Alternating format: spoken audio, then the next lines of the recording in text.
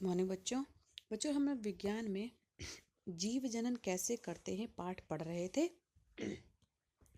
और पिछली कक्षा में हम लोगों ने पढ़ लिया था कि जनन क्या होता है, डीएनए का रेप्लिकेशन किस प्रकार होता है, और जो अलैंगिक जनन के प्रकार क्या होते हैं। अलैंगिक जनन में जो विखंडन है वो हम लोगों ने पढ़ लिया था। ठीक है, आज हम लोग पढ़ेंगे कि ईस्ट में मुकुलन कैसे होता है। तो बच्चों, यहाँ ये जानना आवश्यक हो जाता है कि ईस्ट का मुकुलन द्विखंडन से भिन्न प्रक्रिया है, यानी कि जो मुकुलन हो रहा है जो द्विखंडन प्रक्रिया है उससे बिल्कुल ये भिन्न होता है, यानी अलग होता है। ईस्ट में मुकुल निर्माण में जनक कोशिका से एक छोटी सी अतिवृद्धि अलग होती है, जबकि द्विखंडन में जीव दो समान आकार की संतति कोशिका बनाता है। यानी जब ईस्ट में मुकुलन का निर्माण होता है, यानी कि बड जानते हैं, जैसे कली टाइप की बन जाती है ना, तो वो बिल्कुल अलग होती है और उसकी जो संरचना होती है वो भी अलग होती है। लेकिन जो द्विखंडन जीव होता है उसमें जो जीव होता है वो समान आकार का होता है, यानी कि बराबर का होता है। ठीक है, तो जो ईस्ट है बच्चों, यानी कि ये सैक्रोमाइसिस प्रजाति का है, एक एक कोशिकीय फंगस है, यानी कि ये फंगस है। ये इसकी जो जनक कोशिका का जो केंद्रक है वो अनुकूल परिस्थितियों में विभाजित होकर के दो संतति केंद्रक बनाता है। यानी कि जब भी परिस्थितियां अनुकूल होंगी तो जो जनक कोशिका होती है वो उसके अंदर का जो केंद्रक होता है वो विभाजित हो जाता है और दो संतति केंद्रक बनाता है। इनमें से एक केंद्रक जो है कोशिका का अतिवृद्धि के रूप में बनी मुकुल में चला जाता है। जो यानी कि जो जनक जो केंद्रक बन रहा है वो जो नई जो कली बन रही है, यानी कि जो मुकुल बन रहा है, यानी कि जो बड बन रहा है, उसके अंदर ये ट्रांसफर हो जाएगा। ये मुकुल अंत में जनक कोशिका से अलग हो जाता है, यानी कि पृथक हो जाती है।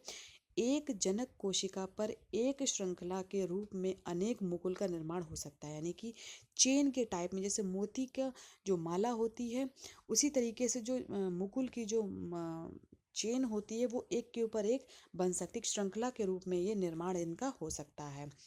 मुकुल यानी कि जो बडिंग में जनक कोशिका का अस्तित्व बना रहता है। जो जनक कोशिका है वो वैसी की वैसी बनी रहेगी और द्विखंडन की तरह ये समाप्त नहीं होती है। लेकिन द्विखंडन में क्या होता है, जो जनक कोशिका होती है वो समाप्त हो जाती है, लेकिन मुकुल में ऐसा नहीं होगा। वो जनक कोशिका के साथ जुड़ी रहेगी, फिर लास्ट में जो है ये सभी जो संतति कोशिका हैं ये अलग हो जाती हैं। जैसे देखिए ईस्ट में मुकुल क्या हुआ कि जो केंद्रक है जनक कोशिका का, ये देखिए विभाजित हो रहा है। विभाजित होने के बाद ये एक दूसरे से अटैच होते जा रहे हैं। ठीक है, तो दोनों विभाजनों में बनी कोशिकाओं का आकार अलग अलग होता है। यानी जो कोशिका का आकार होगा बिल्कुल अलग होगा। द्विखंडन में केंद्रक विभाजन पहले होता है, यानी द्विखंडन में क्या होगा, पहले केंद्र का विभाजन होगा तथा कोशिकीय खांचा बाद में बनता है। लेकिन मुकुल में क्या होगा, मुकुल का निर्माण एक अतिवृद्धि के रूप में पहले शुरू हो जाता है। यानी कि जो बडिंग होती है, जो कली का बनना जो होता है वो पहले शुरू हो जाता है, पहले केंद्रक का विभाजन नहीं होता है। ठीक है, तो इस तरीके से जो है ये निर्माण होता है मुकुल का। अब देखते बच्चों खंडन क्या है, यानी कि फ्रेगमेंटेशन यानी कि टुकड़े जो बनते हैं ना, एक जीव के जब बहुत सारे टुकड़े हो जाते हैं तो उस प्रक्रिया को कहते हैं फ्रेगमेंटेशन या फिर खंडन। अभी आपने एक कोशिकीय जीव में अलैंगिक जनन की विधि का अध्ययन किया है। सरल संरचना प्रदर्शित करने वाले बहुकोशिकीय जीवों में भी जनन की विधि सरल होती है। जैसे स्पायरोगारा एक सरल संरचना वाला बहुकोशिकीय तंतु है। ठीक है, तंतुवत अलगा है। स्पायरोगारा कैसा है, एक जैसे फीता होता है, जैसे आप चोटी में अपना फीता बांधते हैं, उसी तरीके से बच्चों स्पायरोगारा का संरचना होती है। इसका अर्थ है कि इसके शरीर में कोशिकाएं एक के ऊपर एक क्रम में जुड़ी होती हैं। जो कोशिका होती है एक के ऊपर एक जुड़ी होती है, वह धागे संरचना समान बना देती है। स्पायरोगायरा एक हरा शैवाल होता है जो तालाब में हरे रंग की काई यानी कि जो पॉन्ड कम बनाता है। ठीक है। जैसे आपने तालाबों में काइयाँ देखी होंगी, तो बच्चों यही जो है ये स्पायरोगारा होता है। इसका शरीर जो होता है अनेक खंडों में टूट जाता है। जब भी खंडन की प्रक्रिया होती है तो क्या होता है, इसके शरीर जो है कई कई टुकड़ों में यानी खंडों में टूट जाता है, तथा प्रत्येक खंड जो है वृद्धि कर एक नया जीव बनाता है। अतः खंडन जो है वो अलैंगिक जनन की एक ऐसी विधि जिसमें क्या होता है कि सरल संरचना वाले जो बहुकोशिकीय जीव का शरीर है परिपक्व होकर के अनेक खंडों में बढ़ जाता है। यानी कि जब वो बड़ा हो जाता है तो उसका जो शरीर होता है वो टुकड़ों में टूट जाता है यानी बट जाता है। फिर जो प्रत्येक टुकड़ा होता है यानी कि जो खंड होता है वो नए जीव में वृद्धि कर देता है, जो वृद्धि कर नया जीव बना देता है। जीवों का इस प्रकार खंडों में टूटना एक प्राकृतिक क्रिया है, तथा सभी तभी संपन्न होती है जब जीव परिपक्वता प्राप्त करता है। और ये प्रक्रिया जो है बच्चों, जो खंडन की प्रक्रिया है तभी संभव होगी जब जो जनक कोशिका है यानी कि जो जनक जीव है वो पूरी तरीके से परिपक्व हो लेता है। देखिए बच्चों, ये स्पायरोगारा की संरचना है। देखिए एक पूरी जो स्पायरोगारा का जो कोशिका है दूसरे स्पायरोगारा के पास एक चेन के रूप में जुड़ी हुई है, ठीक है। अब जब इसमें जो खंडन होगा तो देखिए एक जो स्पायरोगारा की जो फीता है वो दो में टूट जाता है, ठीक है। तो स्पायरोगारा में देखिए क्या क्या पाया जाता है, केंद्रक है इसमें बच्चों, ठीक है, कोशिका द्रव्य है, रज्जु का है, फिर इसमें कोशिका केंद्रीय रिक्तिका है, कोशिका भित्ति है, क्लोरोप्लास्ट है। बच्चों देखिए फीते के रूप में इसमें क्लोरोप्लास्ट पाया जाता है। ये सबसे इम्पॉर्टेंट है कि ये प्रश्न पूछा जा सकता है कि जो फीते के रूप में जो क्लोरोप्लास्ट है किस जीव में पाया जाएगा, तो आप लिखेंगे स्पायरोगायरा। खंडन विखंडन के समान ही है, लेकिन इसमें अंतर ये है कि विखंडन एक कोशिकीय जीवों में पाया जाता है, लेकिन जो खंडन होता है बच्चों वो बहुकोशिकीय जीवों में होता है। अब देखते हैं बच्चों पुनरुत्व भवन क्या है, यानी कि पुनर्जनन। रीजनरेशन यानी कि एक जो जीव है वो अपनी किस तरीके से नया शरीर का निर्माण करते हैं या नए जीव का निर्माण करते हैं वो देखते हैं। तो बच्चों पूर्ण रूप से विभेदित कुछ जीवों में अपने शरीर के कायिक भाग से नए जीव के निर्माण की क्षमता होती है। यानी क्या होता है कि अगर किसी जीव को आप टुकड़ों में तोड़ दें तो उसके जो कायिक भाग होगा उसमें से पूरा का पूरा एक जीव बन जाता है, ठीक है। इसका अर्थ ये है कि दुर्घटनावश यदि ऐसा जीव क्षत विक्षत हो जाता है, यानी कि वो कुछ कुछ उसको हानि पहुंच जाती है, यानी कि उसका शरीर टूट जाता है, तो टुकड़ों में विभक्त हो जाता है, या फिर तो इसके यह सभी टुकड़े वृद्धि कर नए जीव में विकसित हो जाते हैं। जैसे अकशेरुकी जीव जो है हाइड्रा या फिर प्लानेरिया में बच्चों पुनरुत्व भवन की अपार क्षमता होती है, यानी कि रीजनरेशन की जो पावर होती है बच्चों प्लानेरिया में है, हाइड्रा में है। इन सरल प्राणियों को यदि अनेक टुकड़ों में काट दिया जाए तब प्रत्येक टुकड़ा विकसित होकर पूर्ण जीव का निर्माण कर देता है। अर्थात किसी जीव के कटे कायिक भाग से नए जीव का निर्माण बच्चों पुनरुत्व भवन कहलाता है। देखिए यहाँ पे प्लेनेरिया का आपको स्ट्रक्चर दिखाई दे रहा है। जो प्लेनेरिया का जो शरीर है बच्चों 3 भागों में विभाजित कर दिया है। अब देखिए प्रत्येक भाग जो है शरीर का वो नए प्लेनेरिया को बना रहा है, ठीक है। तो इस प्रक्रिया को बच्चों पुनरुत्व भवन कहते हैं या फिर रीजनरेशन कहते हैं।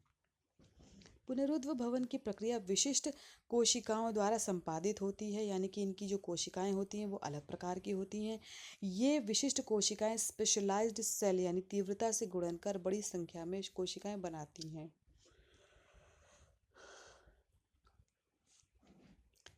यानी कि बहुत तेजी से इनका गुणन होता है। अविभेदित कोशिकाओं के इस बड़े समूह से कोशिकाएं अलग अलग कार्यों हेतु विभेदित या विशिष्टीकृत होने लगती हैं, यानी कि अलग अलग डिफ्रेंशिएट होने लगती हैं। यानी कि जो प्रत्येक जो खंड है उनमें जो डिफ्रेंशिएशन है, यानी कि कौन सा भाग जो है हाथ बनाएगा, कौन सा भाग आँख बनाएगा, ये अपने आप ही विभेदित होने लगती है, विशिष्टीकृत होने लगती है। यह विभेदित कोशिकाएं फिर अलग अलग ऊतक बना देती हैं। ये सारे परिवर्तन एक सुव्यवस्थित क्रमानुसार संपन्न होते हैं, यानी कि एक व्यवस्थित रूप से क्रमबद्ध रूप से ये प्रक्रिया होती है तथा विकास कहलाता है, और इसी को बच्चों विकास कहते हैं।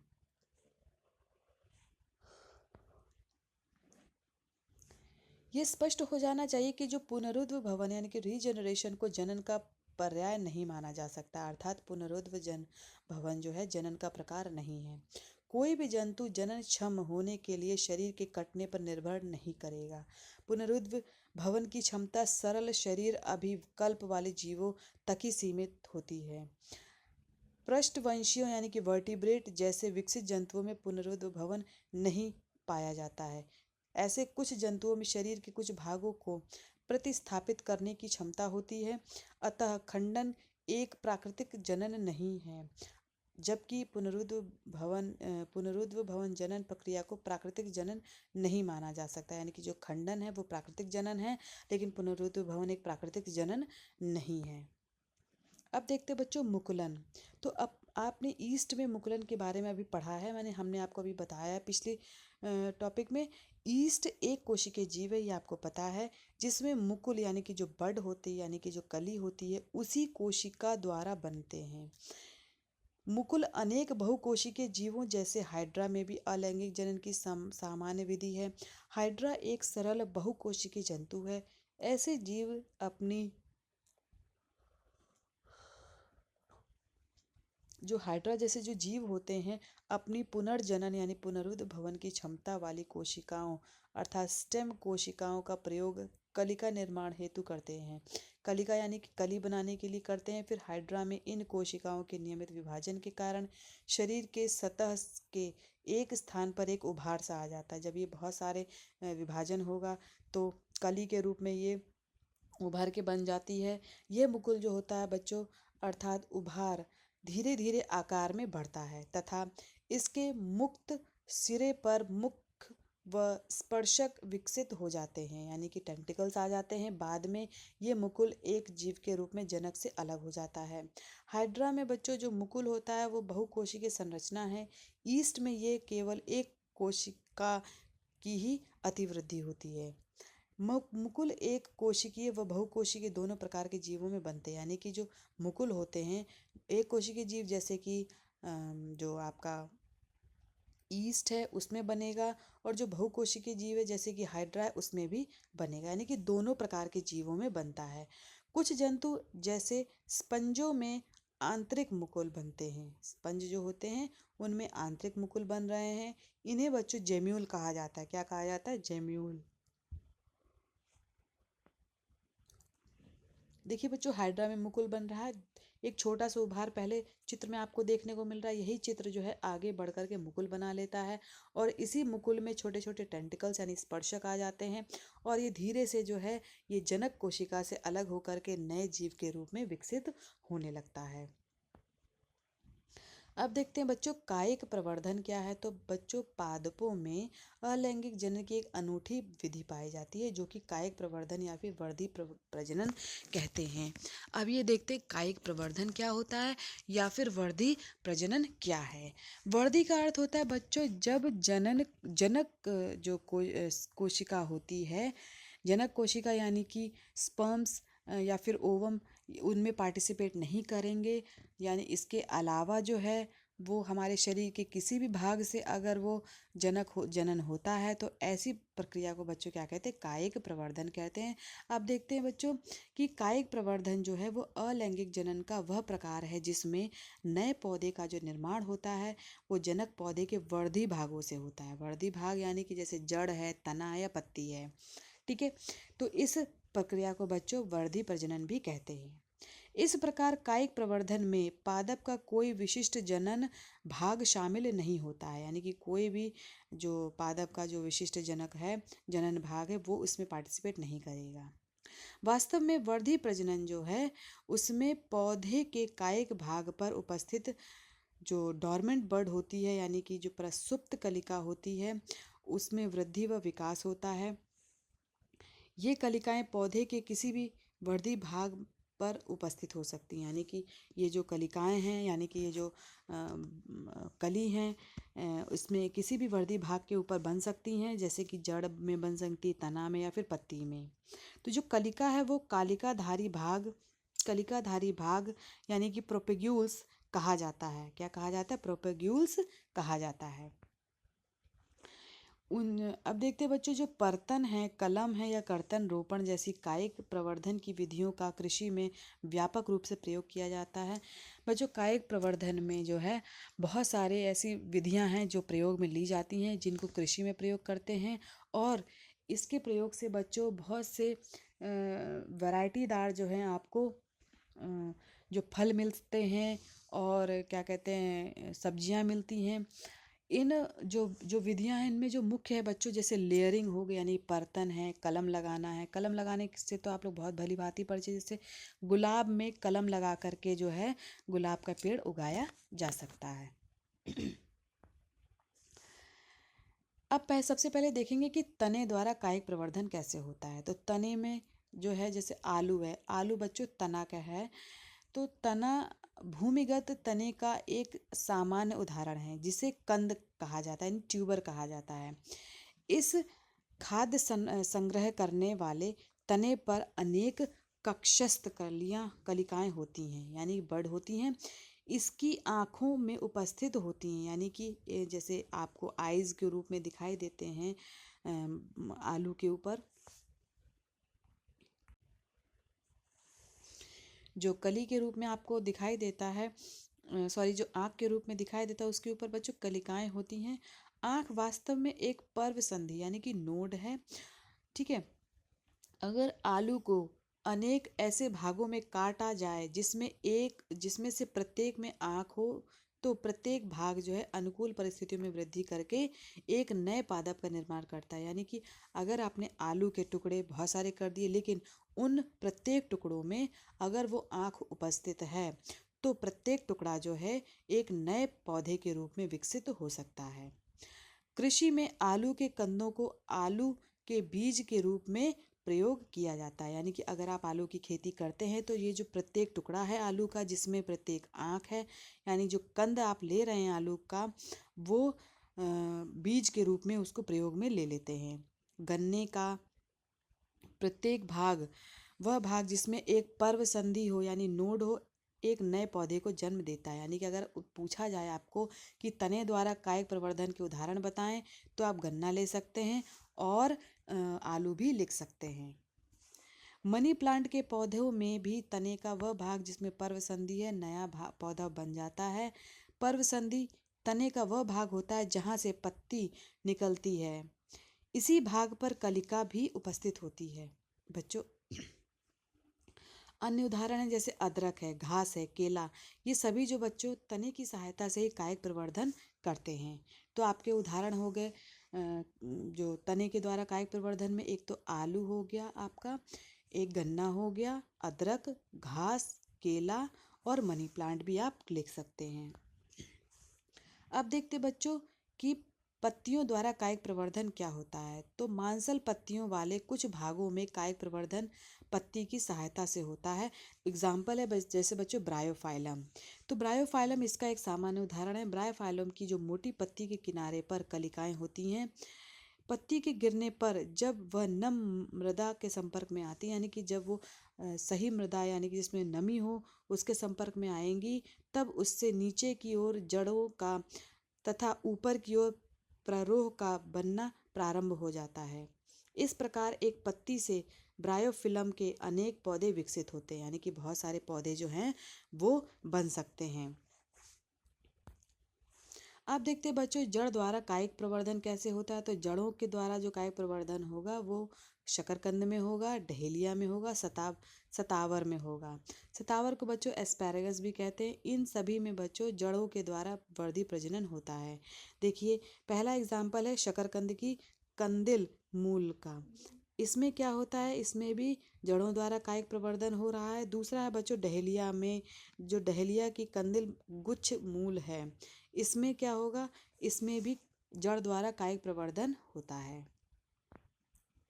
अब देखेंगे बच्चों कृत्रिम वर्धी प्रजनन। तो पौधे के कायिक प्रवर्धन के गुण का मनुष्य ने अपने लाभ के लिए कृषि व बागवानी में प्रयोग किया। यानी कि जो कायिक प्रवर्धनों का है, जो मनुष्य है उन्होंने क्या किया, बगीचा बनाने में किया है और कृषि में भी बहुत इस प्रजनन का प्रयोग किया है। तो इससे क्या हुआ, नए वैरायटीदार जो है हमें पौधों का मतलब कि विकास करने में संभव हुआ है। तो कृत्रिम वृद्धि प्रजनन की मुख्य विधियां हैं। एक तो है बच्चों कटिंग यानी कर्तन। तो इस विधि में पौधे के किसी वर्धी भाग यानी मुख्यतः तने को वर्धी प्रजनन हेतु प्रयोग किया जाता है, जैसे कि गुलाब है, गन्ना है, बोगनविलिया है। इसमें क्या करते हैं, इनको उगाने हेतु व्यापक रूप से प्रयोग किया जाता है। इस हेतु तने के चाकू से काटे गए 20 से 30 सेंटीमीटर लंबे भाग का प्रयोग किया जाता है। क्या करेंगे कि जो तने होते हैं उनको आप क्या 20 से 30 सेंटीमीटर काट देंगे, ठीक है। और यही जो कटे हुए भाग हैं इनको आप क्या करेंगे, मिट्टी में गाड़ देंगे। पत्ती तथा जड़ का भी कटिंग प्राप्त करने में प्रयोग किया जाता है। देखिए बच्चों, मनी प्लांट की भी आप इसी तरीके से क्रियाकलाप करके कायिक प्रवर्धन को देख सकते हैं।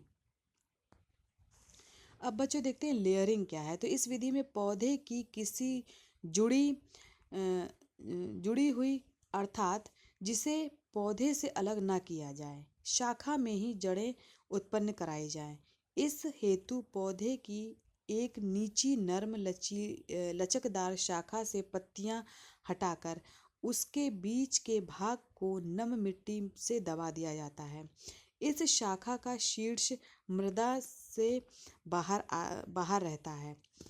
कुछ दिनों बाद इस दबे भाग यानी लेयर से जड़ें निकल आती हैं।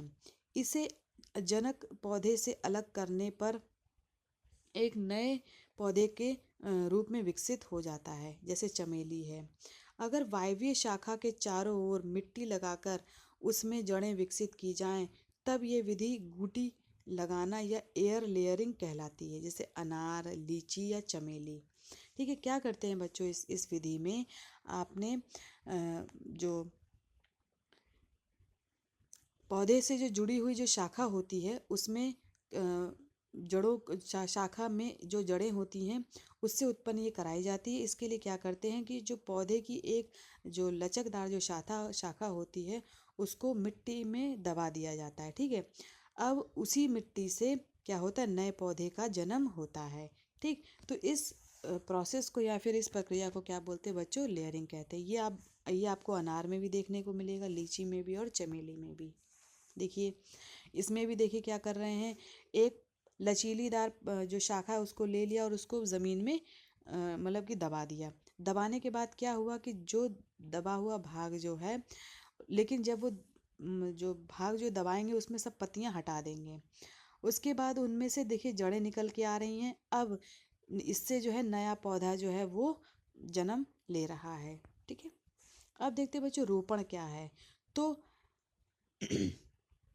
रोपण कायिक प्रवर्धन की एक अनूठी विधि है जो दो भिन्न पौधों का यांत्रिक व कार्यिकी रूप से जुड़ना प्रदर्शित करता है।